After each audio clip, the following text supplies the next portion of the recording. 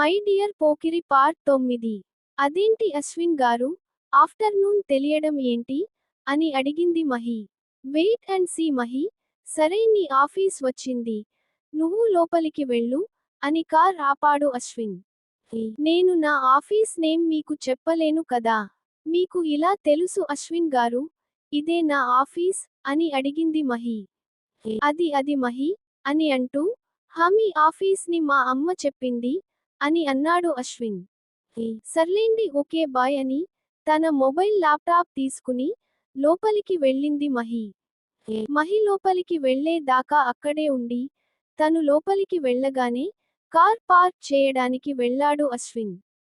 అప్పుడే manager call చేసి, hello sir మీరు ఎక్కడున్నారు? ఇవాళ క్లయింట్స్ తో మీటింగ్ ఉంది కదా సార్, ఇప్పటికే హాఫ్ ఎన్ అవర్ లేట్ అయింది. వాళ్ళు వచ్చి మీటింగ్స్ ఇంకా ఇప్పుడు స్టార్ట్ చేస్తారు, ఇంకా ఎంతసేపు వెయిట్ చేయాలి అని అంటున్నారు సార్. మీరు త్వరగా రండి సార్ అని అన్నాడు మేనేజర్.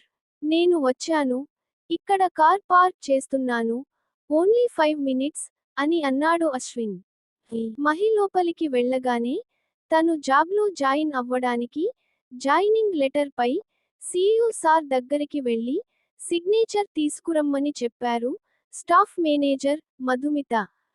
అప్పుడే లోపలికి వెళ్తున్న అశ్విన్ ని చూసి, ఇతను ఏంటి అచ్చం అశ్విన్ గారిలా ఉన్నారు, తనేనా వేరే ఎవరినైనా చూసి నేను పొరపాటు పడుతున్ననా అని చూస్తోంది మహి. ఇంతలో ఒక తను వచ్చి, హాయ్ ఐయామ్ మహీధర్, న్యూ కమ్మర్ అని పరిచయం చేసుకున్నాడు మహితో. హాయ్ ఐయామ్ మహేశ్వరి అని అంది మహి. తన రూమ్ లోకి వెళ్లేవాడు కాస్త ఆగి, ఎవరో మహితో మాట్లాడుతూ ఉండడం చూసి మేనేజర్ని పిలిచి, అతను ఎవరో ఏ డిపార్ట్మెంట్ అని తన డీటెయిల్స్ ఏంటో కనుక్కోమని చెప్పాడు అశ్విన్. ఓకే సార్ అని, క్లయింట్స్ మీటింగ్ హాల్లో వెయిట్ చేస్తున్నారు సార్, మీరు త్వరగా రండి అని చెప్పి వెళ్ళాడు మేనేజర్. ఓకే వస్తున్న పద అని తను క్యాబిన్లోకి వెళ్ళి ఏవో ఫైల్స్ తీసుకొని మీటింగ్ హాల్లోకి వెళ్ళాడు అశ్విన్. ఇంతలో అక్కడికి వచ్చి, మీ జాయిన్ లెటర్స్ పై సిగ్నేచర్ అయిందా అని అడిగింది మధుమిత. లేదు మ్యామ్, సీఈఓ గారు ఎక్కడ ఉంటారో మాకు తెలియదు కదా అని అంది మహి. ఓకే సార్ ఇప్పుడు మీటింగ్ లో ఉన్నారు, ఆఫ్టర్నూన్ మీ జాయినింగ్ లెటర్స్ పై సిగ్నేచర్ చేస్తారు, మీరు వెళ్ళి ఇప్పుడైతే వర్క్ చేయండి అంటూ వాళ్ళ క్యాబిన్స్ చూయించింది మధుమిత. ఓకే మ్యామ్ అని అక్కడి నుండి వాళ్ళ క్యాబిన్స్ కి వెళ్లారు మహీధర్ అలాగే మన మహి. కొన్ని ఫైల్స్ తెచ్చి ఇచ్చి, ఇందులో ఉన్న ప్రాజెక్ట్ లో ఏమైనా ఎర్రర్స్ ఉంటే అవి తీసేసి మళ్ళీ ఆ ఫైల్స్ పై ఉన్న నేమ్స్ కంపెనీలకు వాటిని సెండ్ చేయమని చెప్పింది మధుమిత. ఆ ఫైల్స్ తన చేతికి రాగానే ఫాస్ట్ గా తన కంప్యూటర్లో లాగిన్ అయ్యి అందులో ఉన్న ఎర్రర్స్ క్లియర్ చేసి మళ్ళీ ఆ కంపెనీలకు ప్రాజెక్ట్స్ ఫైల్స్ సెండ్ చేసింది మహి. ఆ ప్రాజెక్ట్స్ సెండ్ కాగానే ఆ కంపెనీలు రిప్లై ఇస్తూ, మీతో కొలబరేషన్ కి మాకు ఎటువంటి అభ్యంతరం లేదు అని మెయిల్ చేశారు మన మహికి. మెయిల్ చెక్ చేసి వెంటనే వెళ్లి మధుమితతో, నాకు ఇచ్చిన ఫైల్స్ లో ఎర్రర్ తీసేసి ప్రాజెక్ట్స్ ఆ కంపెనీలకు సెండ్ చేశాను మ్యామ్, మనతో కోలాబరేషన్ కు వాళ్ళు ఒప్పుకున్నారు అని చెప్పింది మహి. అవునా, వచ్చిన కాసేపట్లోనే 3 కంపెనీస్ తో కొలాబరేషన్స్ కి ఒప్పించావు, గుడ్ జాబ్ మహి అని అంది మధుమిత. థాంక్యూ మ్యామ్ అని అంది మహి. ఇంతలో మీటింగ్ కంప్లీట్ అయి బయటకు వస్తున్న అశ్విన్ ని చూసి, అశ్విన్ గారు మీరేంటి ఇక్కడ అని అడిగింది మహి. అదేంటి మహి, సార్ ఈ కంపెనీ సీఈఓ, అలాంటిది నువ్వు పేరు పెట్టి ఎందుకు పిలుస్తున్నావ్ అని అంది మధుమిత. ఏంటి తను ఈ కంపెనీ సీఈఓనా, నిజమా అశ్విన్ గారు అంటూ షాక్ గా చూస్తూ అడిగింది మహి.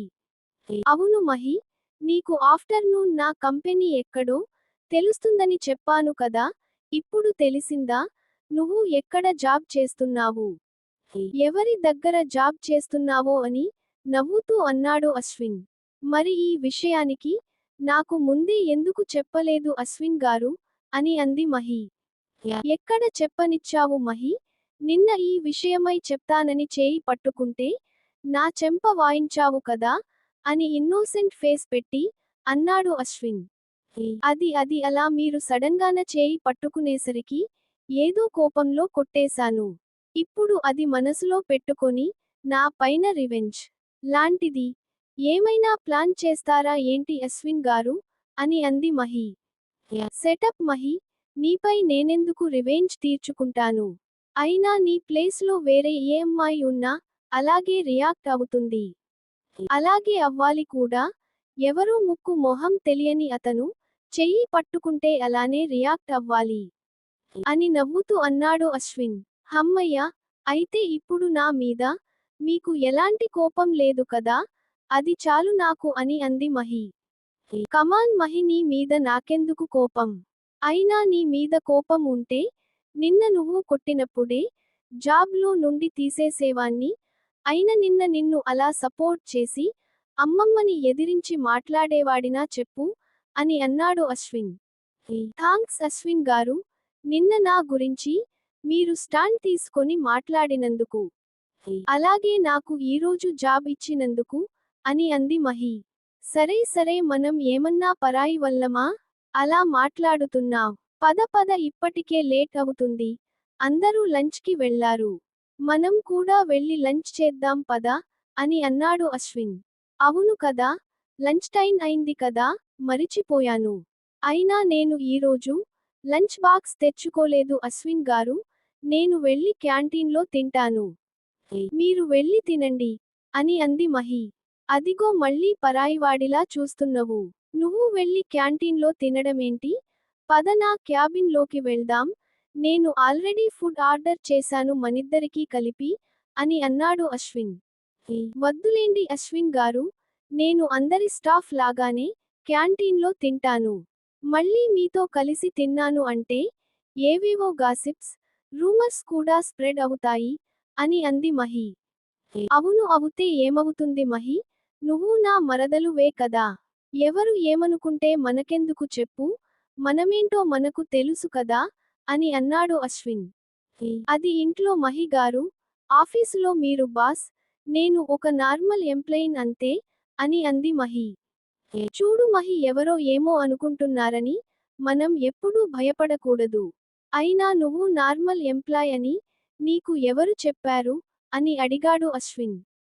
అదేంటి అశ్విన్ గారు, నేను ఆఫీసులో నార్మల్ ఎంప్లాయ్ లాగానే కదా అప్లికేషన్ ఫామ్ ఇచ్చాను అని అంది మహి.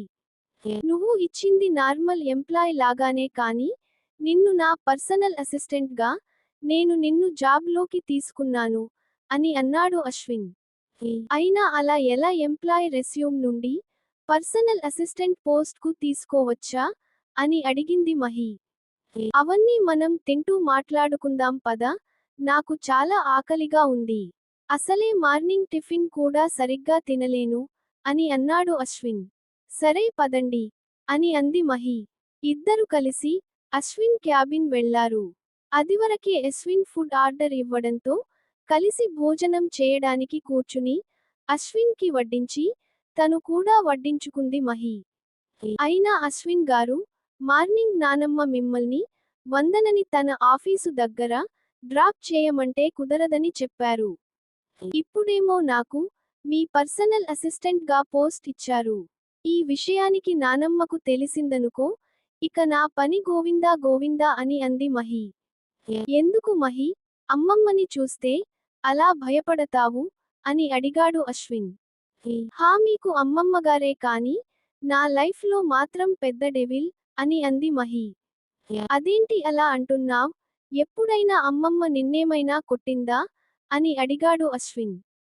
కొట్టడం కాదు, నరకమే చూపించింది అని బాధగా అంది మహి. ఎందుకు మహి అలా అంటున్నావ్, అయినా అమ్మమ్మ ఎన్ని మాటలు అంటున్నా నువ్వు ఎదురు చెప్పవు, అలాగే ఇంట్లో వాళ్ళు కూడా ఎందుకలా ఉన్నారు. తను నిన్ను ఎన్ని మాటలు అంటున్నా గాని ఎవరు ఎదురు మాట్లాడడం లేదు. చివరికి మీ అమ్మ నాన్నతో సహా అని అడిగాడు అశ్విన్. నాక్కూడా తెలియదు అశ్విన్ గారు, నాకు ఊహ తెలిసినప్పటి నుండి నన్ను ఎంత బాధ పెట్టినా ఎవరు ఎదురు మాట్లాడారు కానీ వందనాన్ని మాత్రం నానమ్మ ఒక్క మాట కూడా అనదు. తను ఏదైనా తప్పు చేస్తే దానికి కూడా నేనే కారణం అని, నాకే పనిష్మెంట్ ఇస్తుంది అని కళ్ళలో నీళ్లు తిప్పుతూ అంది మహి. బాధపడకు మహి, ఇన్ని రోజులు నీ విషయంలో ఏం జరిగిందో మాకు తెలియదు.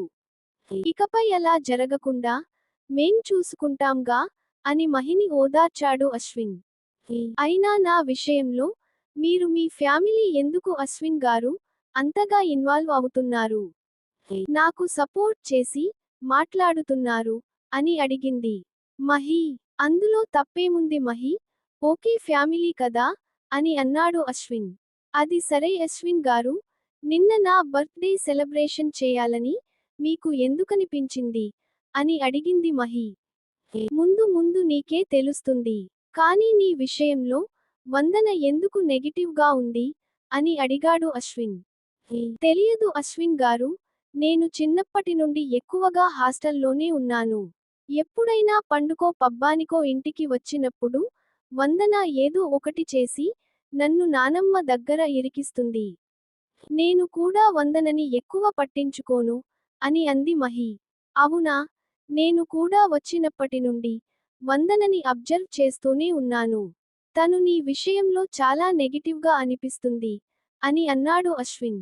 అవును మహి గారు, నిన్న నా బర్త్డే సెలబ్రేషన్స్ అయ్యాక ఇంటికి వచ్చాము కదా. అప్పుడు సౌజన్య నా వెనకే వచ్చి తన గదిలోకి నన్ను తీసుకువెళ్ళింది. లేదంటే వందన నా గురించి ఇంకెన్ని చాడీలు చెప్పి నా నమ్మ దగ్గర ఇరికించేదో. అయినా వందనకి నేనంటే ఎందుకు నచ్చడం లేదో నాకు తెలియదు అశ్విన్ గారు అని అంది మహి.